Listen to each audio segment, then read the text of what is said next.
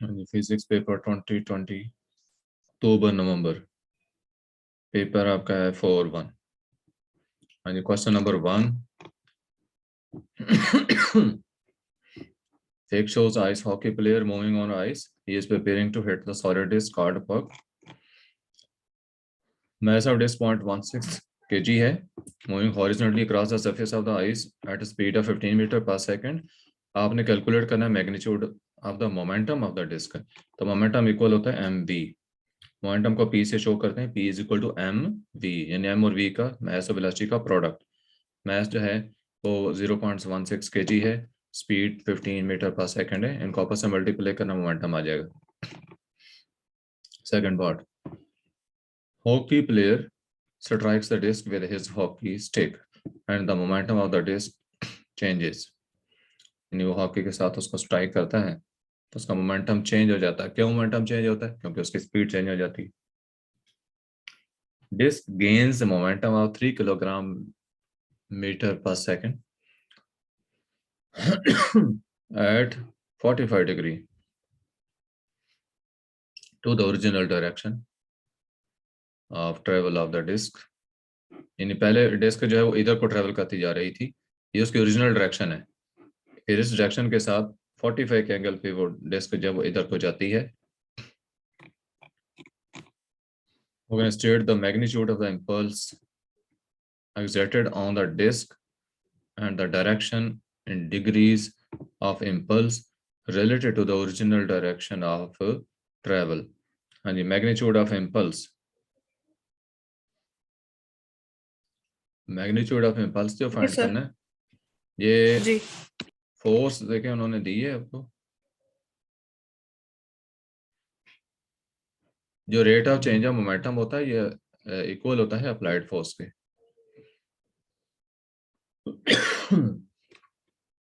Rate of change of momentum आपको दिया होगा 3 किलोग्राम मीटर पर सेकेंड.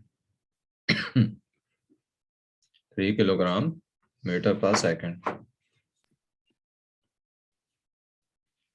और जो इम्पल्स होती है ना, ये फोर्स और टाइम का प्रोडक्ट होती है. Okay sir. फोर्स और टाइम का प्रोडक्ट. टाइम का प्रोडक्ट. हाँ जी. Rate of change of momentum equal to applied force. It means के अप्लाइड फोर्स एंड हाँ, टाइम. नहीं rate of change of momentum करें ना तो वो अप्लाइड फोर्स के इक्वल होता है. ओके.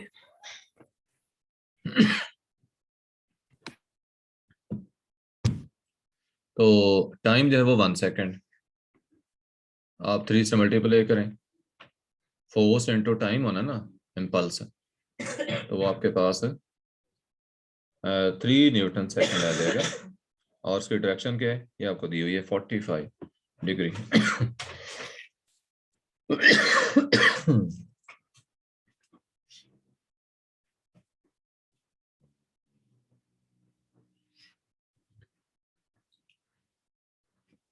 इम्पल्स का मैं थोड़ा सा आपको एक्सप्लेन कर देता हूँ. ये देखें, जैसा मैंने कहा ना कि फोर्स मल्टीप्लाई टाइम, ये किसके इक्वल है? इम्पल्स. इम्पल्स. अब ये जो फोर्स है ये किसके इक्वल है? Rate of change of momentum. Delta P के साथ मैं चेंज इन मोमेंटम को शो कर रहा हूँ. और रेट ऑफ चेंज है तो उसको मैंने टाइम से डिवाइड कर दिया. Multiply again time. ओके. अब देखिए ये ठीक है. टाइम का फैक्टर टाइम के फैक्टर से कैंसिल हो गए. ठीक है. जी. तो इम्पल्स किसके इक्वल होगी? चेंज इन मोमेंटम, जो कि कितना था? 3.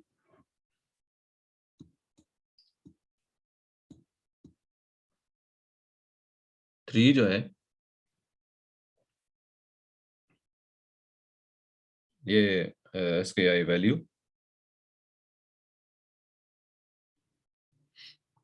3. और यूनिट क्या बनेगा? Newton second. इम्पल्स का यूनिट है न्यूटन सेकंड.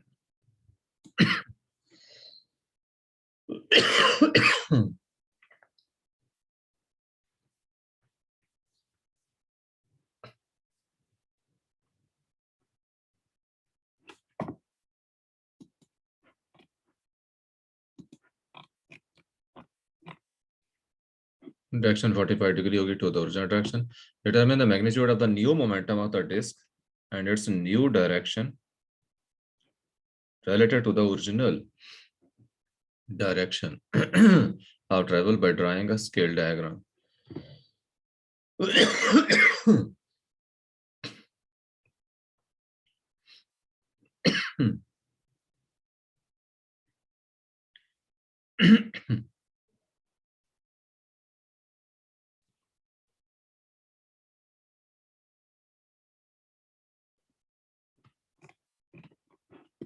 उसकी डायग्राम को देखें.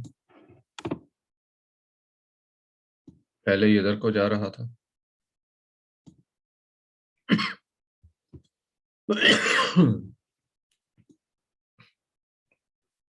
इधर को जा रहा था पहले.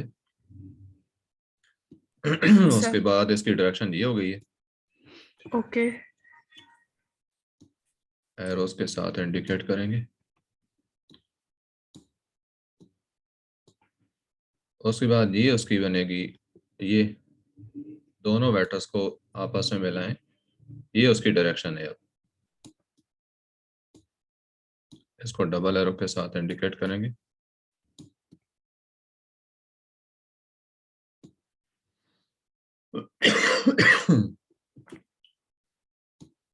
ये देखें, ये हमने उसको इंडिकेट कर दिया. न्यू मोमेंटम जो है उसको determine the magnitude of new momentum of the disc. तो ये उसका मैग्नीट्यूड है and its new direction related to the original direction. ये न्यू डायरेक्शन है स्केल डायग्राम के साथ. अच्छा, अब ये उन्होंने कहा ड्राइंग अ स्केल डायग्राम. जब स्केल डायग्राम है ना, तो आपने ये लेंथ मेजर करनी होगी फिर इसकी. यानी आपने ये पहले इधर जा रहा है ना, ये इसको इट्स वेक्टर इसका मैग्नीट्यूड मेजर करेंगी. इस दूसरे का मेजर करेंगी. फिर उसके बाद इसका और ये जो इनका रिजल्टेंट है इसका मैग्नीट्यूड मेजर करेंगी. स्केल के तहत ये ड्राइंग होगी सारी. तो ये आपको जो लेंथ मिलेगी ये होगा magnitude of new momentum.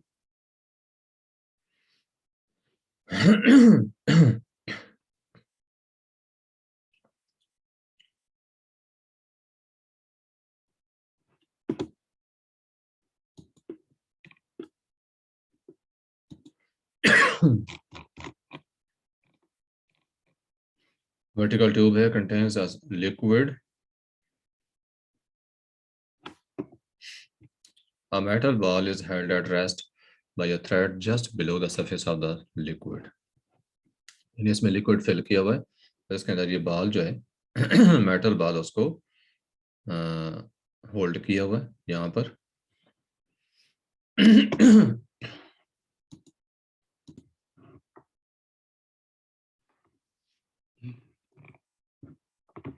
Diameter of the tube is much greater than the diameter of the ball. आप यहाँ से देख सकते हैं कि ट्यूब का डायमीटर काफी बड़ा है बॉल के डायमीटर से. Ball is released and it accelerates downwards uniformly for a short period of time. इस बॉल को रिलीज कर देते हैं, ये नीचे गिरती है. Describe what happens to the velocity of the ball in the short period of time as it accelerates downwards uniformly.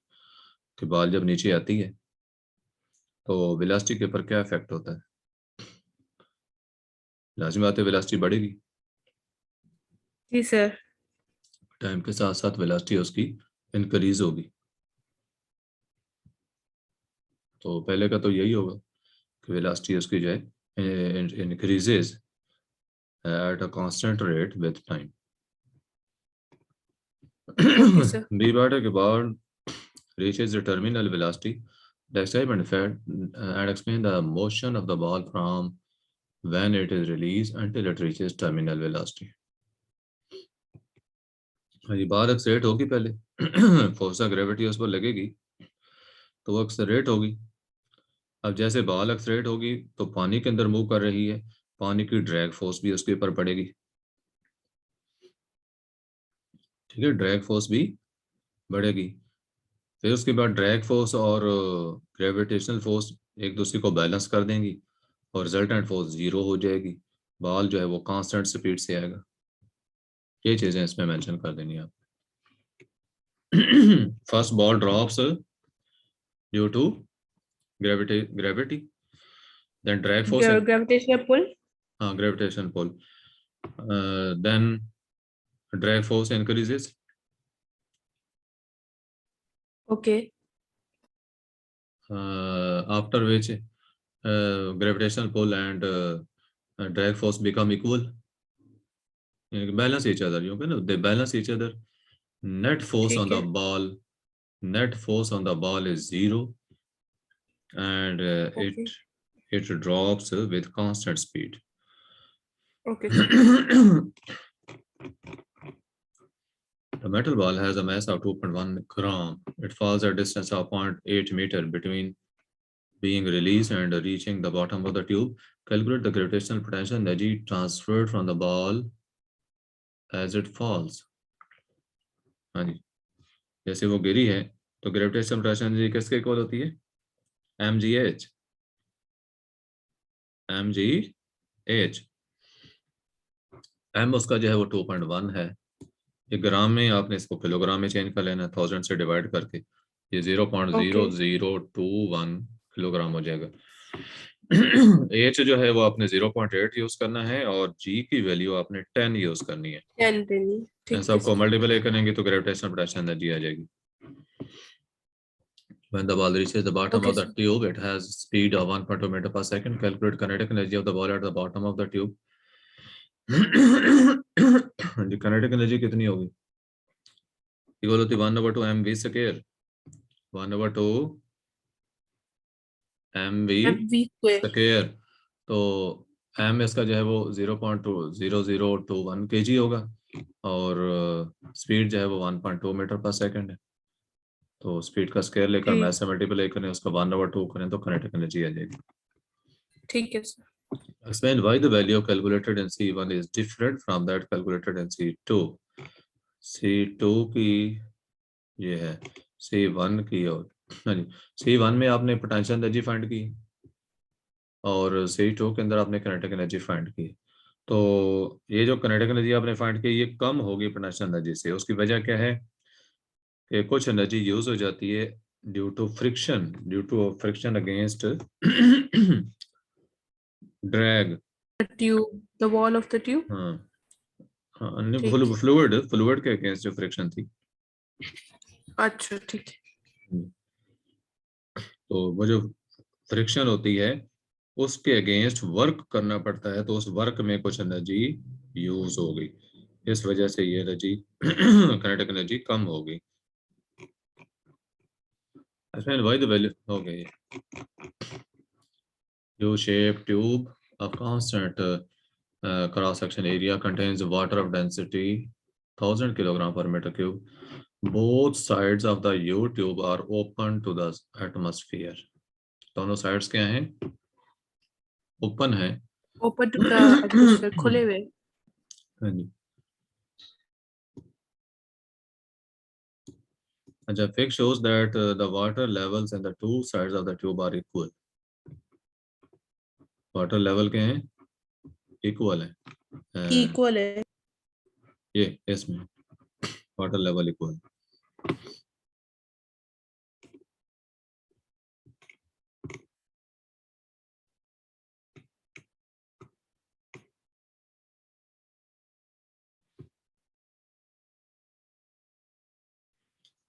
अच्छा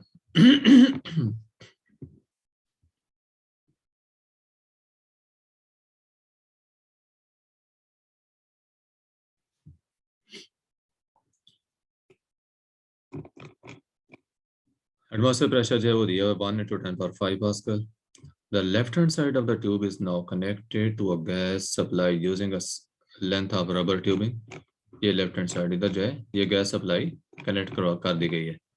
इधर से अब ये लेवल ड्रॉप हुआ है 0.2 मीटर के थ्रू।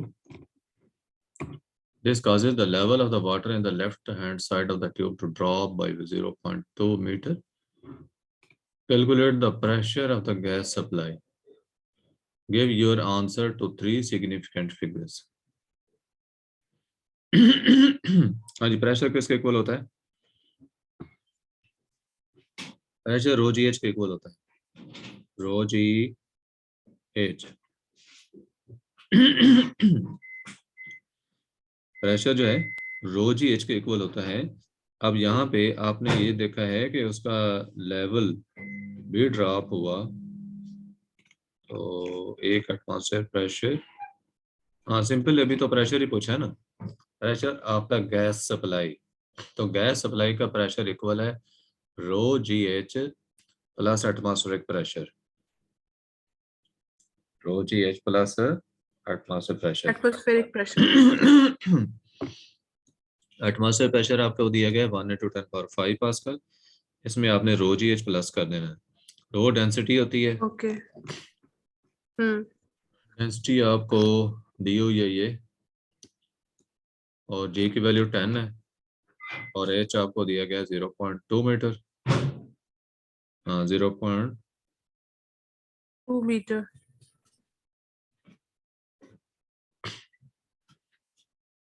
रो जी एच, एच देख लें किधर इसकी थी हाइट टोटल,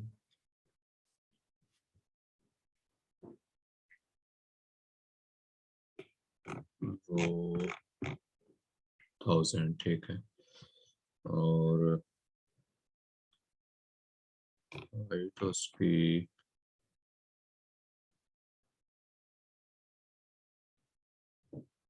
हाइट, ये तो ड्रॉप हुई ना। अब आपने दोनों लेवल का डिफरेंस देखना है ना, ये लेवल यहाँ पे पहुंचा हुआ, इसका और इसका डिफरेंस देखना है आपने, ओके सर। ये 4 का डिफरेंस है, जी। ये देखें यहाँ तक, और इधर से आपने ये वाला लेवल है, इनके दरमियान ये जो हाइट है ये लेनी, और बनती ठीक है सर।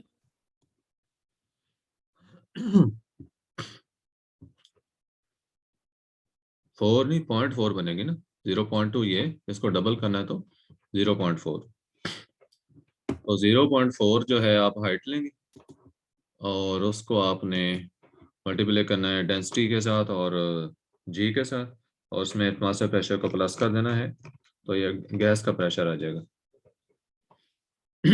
उसे 3 ओके सिग्निफिकेंट सर। फिगर्स में लिखना है, 3 सिग्निफिकेंट फिगर्स के अंदर। नेक्स्ट है कि it shows that the gas supply is now connected to a cylinder that contains a piston। ये सिलेंडर है, इसमें ये पिस्टन लगा हुआ है, गैस सप्लाई को इधर कनेक्ट कर दिया गया है। Pressure of the gas moves the piston to the right, यहाँ पे गैस का जब प्रेशर पड़ता है तो पिस्टन इधर को राइट को मूव करता है। Area of okay. The piston in contact with the gas, वो ये दिया हुआ है। Calculate resultant force on the piston. Pressure equal होता है फोर्स ओवर एरिया, तो फोर्स इक्वल होगी pressure multiply area, pressure multiply area. Area. Area तो ये है, फोर्स उन्होंने जी। पूछी है ना, तो प्रेशर हाँ। हमें चाहिए। प्रेशर प्रेशर यही ऊपर आप फाइंड कर चुकी, ओके प्रेशर सर। की वैल्यू जो ऊपर आपने फाइंड की है वही यूज करेंगे, और एरिया जो है वो ये यूज करना है जो सिलेंडर का था। प्रेशर को इससे मल्टीप्लाई करना तो फोर्स आ जाएगी। Clear? Yes sir. Pressure of the gas causes the piston to move a distance of 0.5 meter to the right. Calculate work done by the gas from the supply on the piston. Work done किसके equal होता है? Force into distance. Force आपने यहाँ find कर yes लिए, sir. Distance ये दिया जी। गया है, इन दोनों को मल्टीप्लाई कर दें, उस फोर्स को और इस डिस्टेंस को, वर्क डन आ जाएगा। ओके। ठीक है सर। Large test tube है, contains a liquid at room temperature and electric heater is immersed in the liquid and is switched on. Thermal energy is supplied to the liquid by the heater. The temperature of the liquid increases until it reaches its boiling point. Liquid then starts to change into gas. Describe in terms of molecules and their motion how a liquid differs from a gas. हाँ जी, liquid और gas में क्या difference है? Liquid के molecule जो हैं वो closure होते हैं, जबकि गैस के मॉलिक्यूल जो हैं वो फार अपार्ट होते हैं. Gas molecules have long distances among them. Gas के मॉलिक्यूल्स के जो दरमियानी फासले होते हैं उनके डायमीटर का 300 टाइम्स होते हैं. डायमीटर का ओके 300 तेरे टाइम्स टाइम्स होते हैं 300 टाइम्स ज़्यादा होता है. That's why what happens to the molecules of the liquid as its temperature begins to increase. जब टेम्परेचर बढ़ने लगता है तो क्या इफेक्ट होता है मॉलिक्यूल्स के ऊपर? वो एक दूसरे के साथ कोलाइड करते हैं बहुत ज्यादा नहीं, पहले तो उनकी मोशन Collide. को ही बताया ना, मोशन फास्ट होती है. हाँ मोशन फास्ट हो जाती है They start moving faster. Their energy faster increases, kinetic energy increases, and okay they move apart from each other. एक दूसरे से दूर दूर चले जाते हैं. Explain in terms of molecules why a supply of thermal energy is needed to change liquid into a gas. Liquid को gas में चेंज करना है, एनर्जी की सप्लाई चाहिए. Molecules need energy to overcome attractive forces and to gain kinetic energy. Energy बल्कि potential energy लेंगे ना. Potential energy molecules के अंदर स्टोर होगी और जो अट्रैक्टिव फोर्सेस है उनको ओवरकम भी करना उन्होंने. जैसे लिक्विड बॉयल होता है ओके तो जी मॉलिक्यूल्स की एनर्जी बढ़ती है, उस एनर्जी को इजाफा जो है उसकी खातिर एनर्जी चाहिए होती है, हीट करना पड़ता है. ठीक है See the liquid in the test tube is this. Volume of the liquid in the test tube is this, and liquid reaches the boiling point. It is now absorbs the joule of thermal energy, and all the liquid changes into gas. Calculate specific latent heat of vaporization of this liquid. तो latent heat of vaporization का formula Q is equal to LH vaporization है ना, तो LV into M. यानी मास को आपने latent heat of vaporization से multiply करना होता है. Okay sir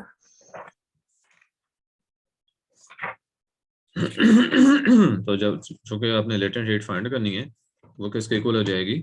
Q over M हो जाएगा. Q over M. एब तो ये 18,000 जो है ये आपको Q दिया गया है, जबकि M कितना होगा? M आपको फाइंड करना होगा. आपको ये डेंसिटी दी गई और वॉल्यूम दिया गया है. Mass is equal to density into volume. इन दोनों को आपस में मल्टीप्लाई करना है तो मास मिल जाएगा. ओके उस मास के साथ 18,000 को डिवाइड करना है तो इसे लेटेंट हीट ऑफ वेपराइजेशन हो जाएगी.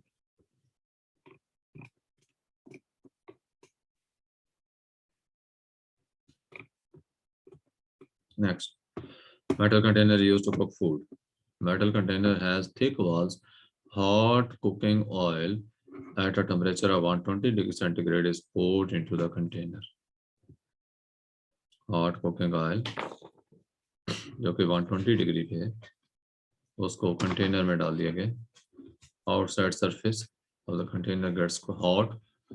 Some thermal energy may passes through the metal because vibrating atoms in the metal collide with the neighboring atoms and transfer energy to them. Explain how the rest of the thermal energy is conducted through the metal container to the outside surface by another process. हाँ जी, question को समझना है आपने कि metal container किसके लिए use होता है? खुराक बनाने के लिए, खाना बनाने जी के लिए. मेटल कंटेनर जो है उसके थिक वॉल्स हैं. हार्ड कुकिंग ऑयल है 120 डिग्री पे, उसको डाला है हमने कंटेनर के अंदर. Outside surface of the container जो है वो हॉट हो जाती है और कुछ जो थर्मल एनर्जी है it passes through the metal because vibrating atoms in the metal collide with neighboring atoms and transfer energy to them. molecules की vibration की वजह से. Okay Explain how the rest of the thermal energy is conducted through the metal container to the outside surface by another process.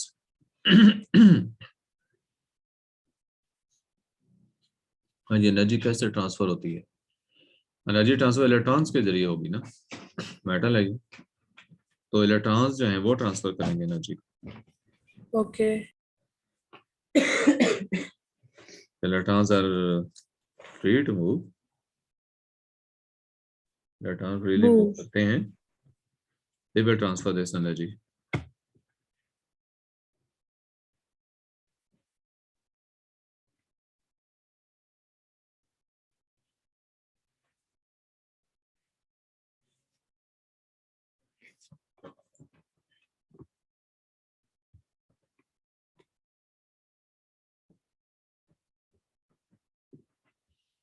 अच्छा, हाँ, ये part में हमने क्या देखा कि how the rest of the thermal energy is conducted through the metal container to the outside surface by another process. तो वो क्या था? इलेक्ट्रॉन्स का फ्लो, इलेक्ट्रॉन्स की travelling through the metal, electrons travel from one end of the metal to the other, transferring energy to the atoms coming on the way। रास्ते में जो atom आते हैं उनके साथ टकराते हैं, एनर्जी उनको ट्रांसफर करते जाते हैं। Okay. Outside surface of container is brightly polished and shiny, and how they reduce the power that needs to be supplied to keep the oil at the correct temperature। Heat absorption उसकी या release दोनों कम हो जाएंगे। Brightly polish and shiny है तो reflection होगी, उसे light की एब्जॉर्प्शन नहीं होगी। Okay sir. तो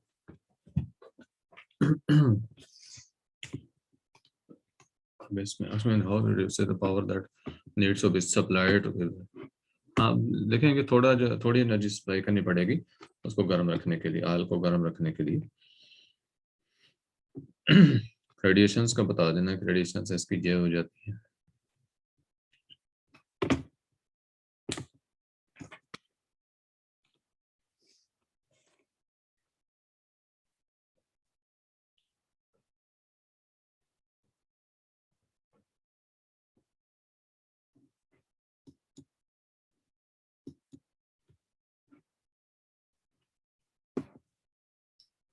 and the advantage of using a spherical container एक तो का वो इसके अंदर है, सी पार्ट के अंदर।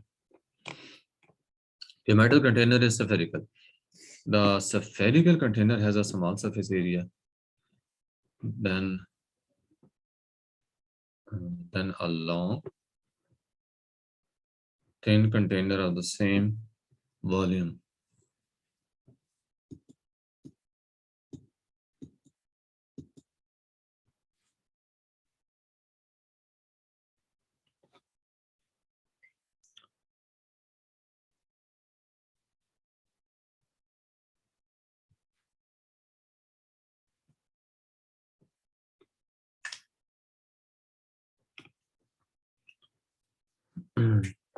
The advantage of using a spherical container,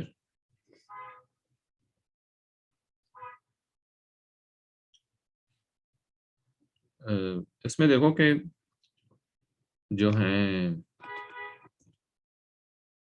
molecules जो हैं इंटरनल एनर्जी उनकी वीक हो जाती है काइनेटिक एनर्जी ज्यादा होने की सूरत में, and they overcome attractive forces and gain potential energy।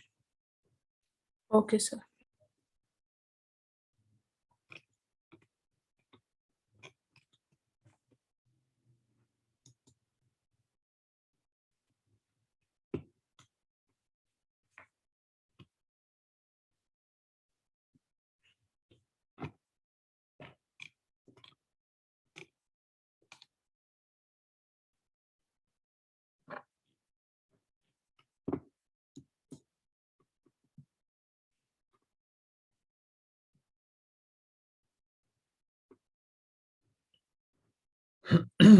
Next question देखें।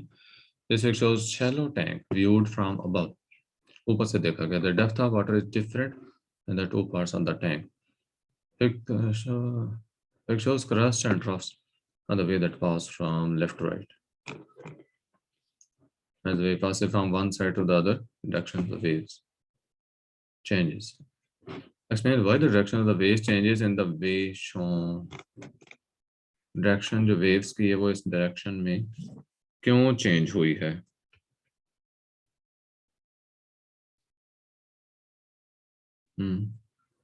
बेटा स्पीड चेंज होती है, याद रखें। जब भी वेव एक मीडियम से दूसरे में दाखिल होती है स्पीड चेंज होती है। अब यहाँ पे मीडियम दूसरा कैसे बन रहा है? डेप्थ मुख्तलिफ होने की वजह से। ठीक है, डेप्थ उसकी मुख्तलिफ है। Okay sir.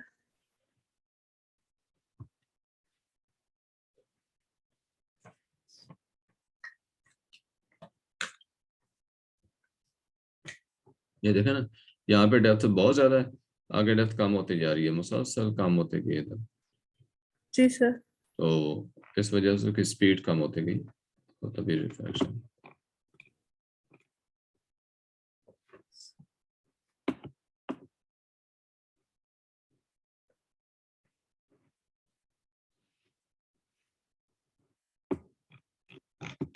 Question number 6। अच्छा, इसका सेकंड पार्ट।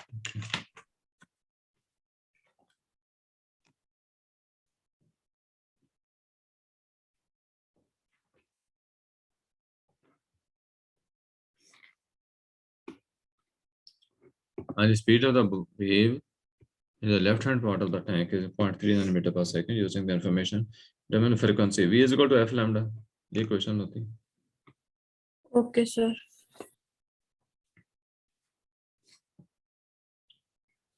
तो इसमें देखें कि आपको इक्वेशन दी हुई है सही।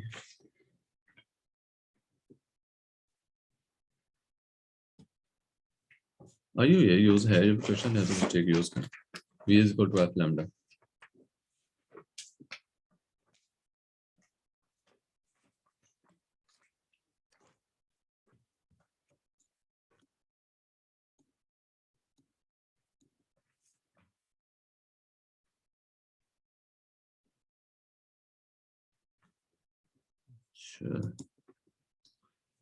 Using information from the. अच्छा, ये हो गया speed of the wave in the left hand part of the tank is 0.3 nanometre पर सेकंड। फ्रीक्वेंसी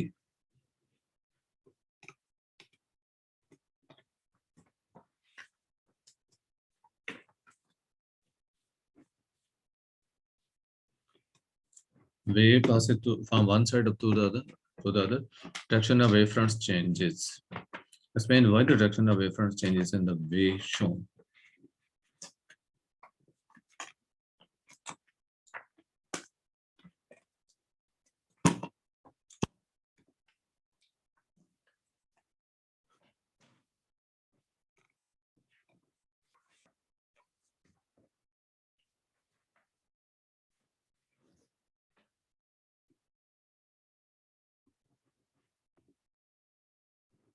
ये स्पीड का मेंशन कर देना, स्पीड चेंज होती है। जी सर, ये हो गया। यहाँ पे एक speed of the wave in the left hand part of the tank is 0.39 meter per second. Using information determine the frequency of the wave. तो v इक्वल टू फ्रीक्वेंसी किसके इक्वल होगी? ये फार्मूला देखो ना, v इक्वल टू f lambda। F lambda. हाँ, okay sir. बस ये इक्वेशन लगा देनी, मैग्नीट्यूड आ जाएगा।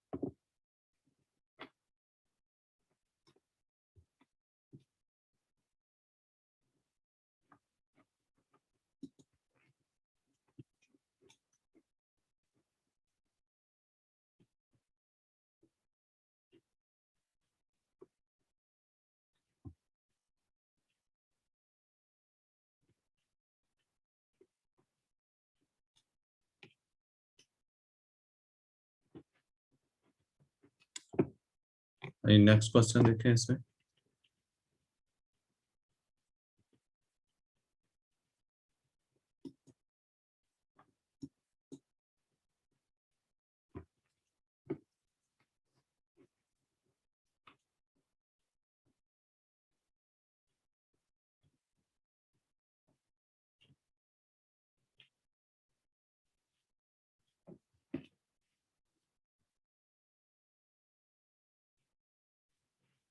हाँ जी देखें, स्पीड ऑफ द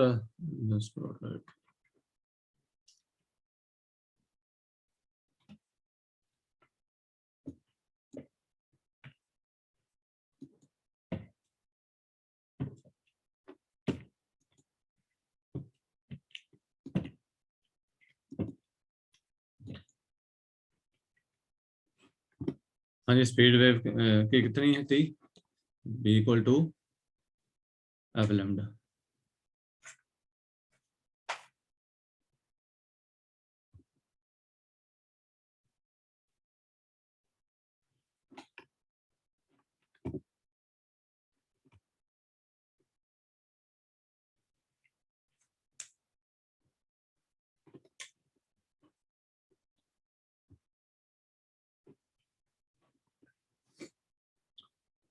हाँ जी देखें क्वेश्चन अब।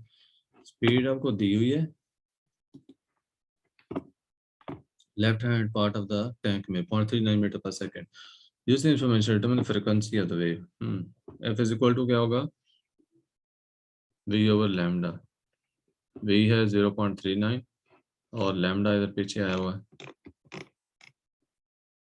4।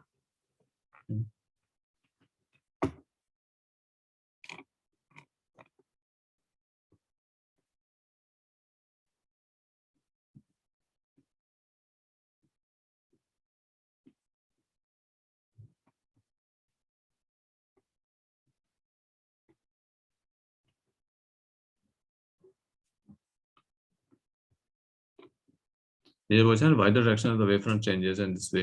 तो स्पीड का मेंशन करना है आपने। स्पीड जो है वो कम होती है, उसके बाद कि पानी की गहराई में मुसलसल जो है वाटर चेंज हो रही है, इसलिए समझिए change.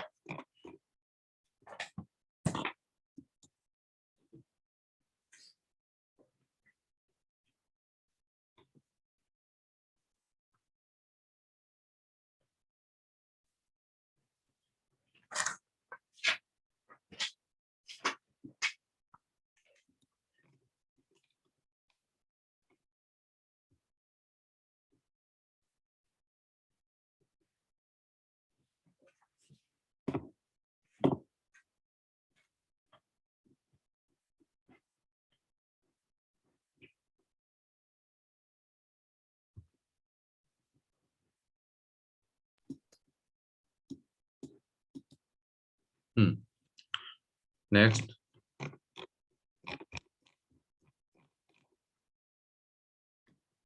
Seventh question. A permanent magnet is made from only one material. Underline the material from which it is possible to make a permanent magnet. Copper. इसे पिछला जो है ना, ये याद रखना, जो छठा क्वेश्चन है इसमें कुछ चीजें सॉल्व करने जी सर। वाली हैं जो आप पे छोड़ी मैंने, आपने सॉल्व करके मुझे कल बता देना। Okay sir.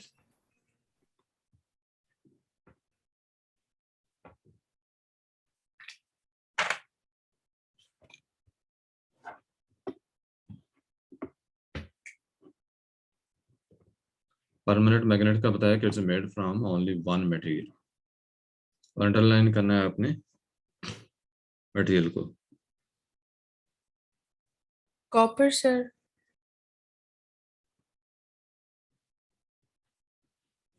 Permanent magnet steel बनाया जाता है, परमानेंट मैग्नेट स्टील का होता है, तो स्टील ओके यूज करें। ठीक है।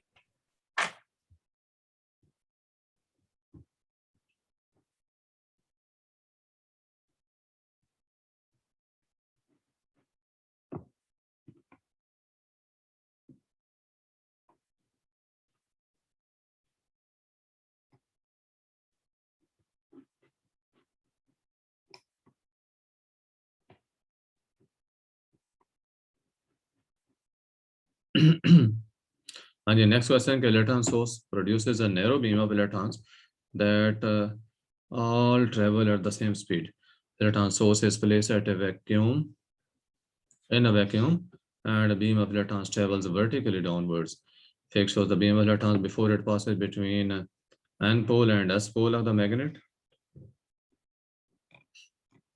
ओके N pole और S pole है और ये beam of electron आ रही है नीचे. जैसे what is meant by the direction of magnetic field? State the direction of magnetic field between the two poles. पहले तो magnetic field को define करना होगा कि magnetic field क्या होता है. ठीक है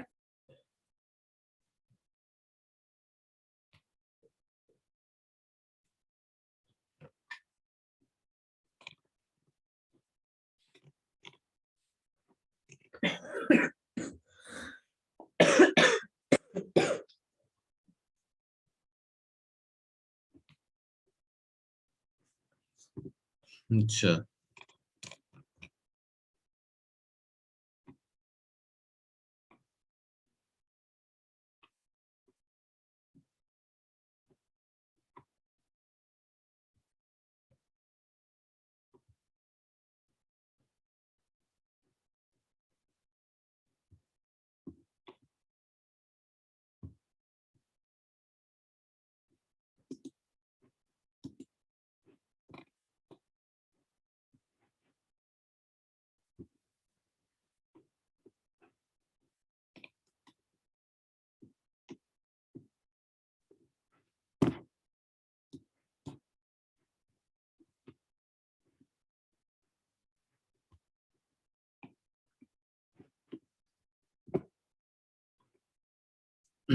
हाँ जी, डायरेक्शन ऑफ मैग्नेटिक फील्ड बतानी थी. बट ये डायरेक्शन ऑफ फोर्स होती है. Direction of force.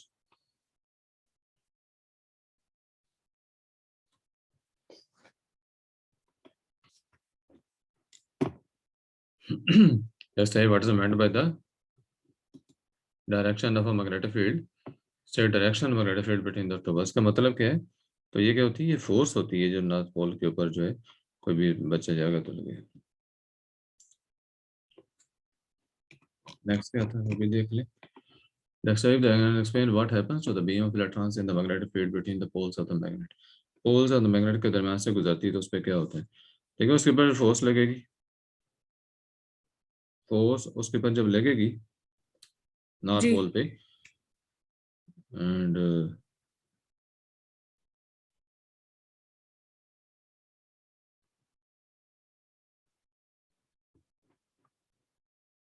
अच्छा चलो.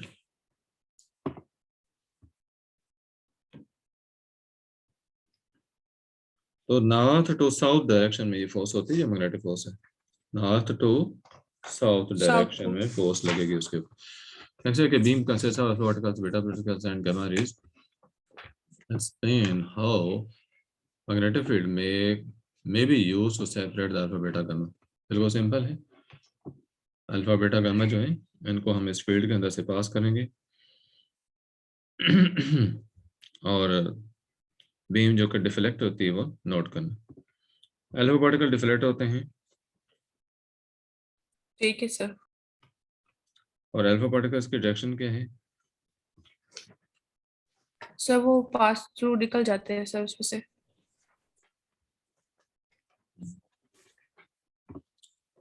Beam of alpha particle beta और गामा.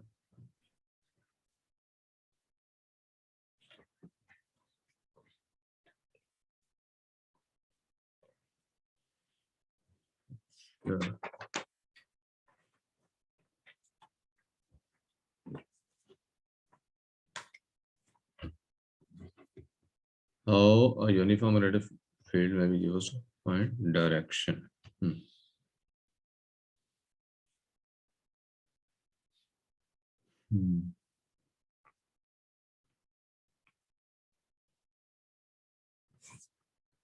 ठीक है. डायरेक्शन फोर्स की जो north pole to south pole होगी. ये कंप्लीट हुआ. आपके 7 क्वेश्चन इसके हो गए. ये 7 Yes, sir. क्वेश्चन हो गए। बाकी क्वेश्चन ये जो थोड़े से रह गए हैं, देखो 8वां है